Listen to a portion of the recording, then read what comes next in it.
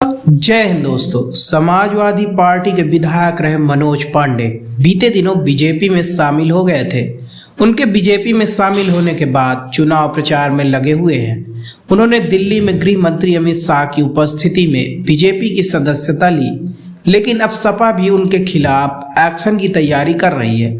सपा के टिकट पर विधानसभा चुनाव में जीत दर्ज करने वाले मनोज पांडे की अब विधायकी की सदस्यता जा सकती है। दल बदल कानून के तहत सपा अब मनोज पांडे के खिलाफ कार्रवाई कर विधायकी खत्म कराने की तैयारी कर रही है। बीते दिन को सपा प्रमुख ने उनका नाम लिए बगैर जुबानी हमला बोला था। अखिलेश यादव ने जुबानी हमला करते हुए उन्हें धोखेबाज बताया था। इसके बाद उनके नाराजगी की बात सार्वजनिक हो चुकी है।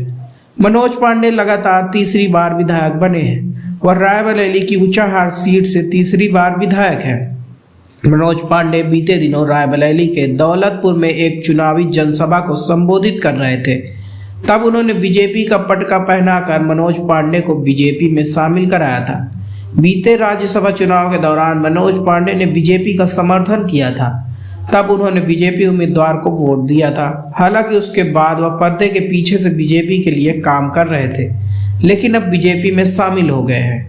अब बीजेपी में उनके शामिल होने के बाद विधायक की नैतिकता पर सवाल उठ रहा है। सपा के राष्ट्रीय प्रवक्ता नरेंद्र चौधरी की प्रतिक्रिया आई है। उन्होंने कहा, मनोज पांडे को अपनी सदस्यता से इस्तीफा देकर ही बीजेपी में शामिल होना चाहिए था, लेकिन अब अखिलेश यादव खुद उनके खिलाफ कार्रवाई करने की तैयारी कर रहे हैं। बता दें कि अब मनोज पांडे खुले मन से बीजेपी के चुनाव प्रचार में लगे हुए हैं।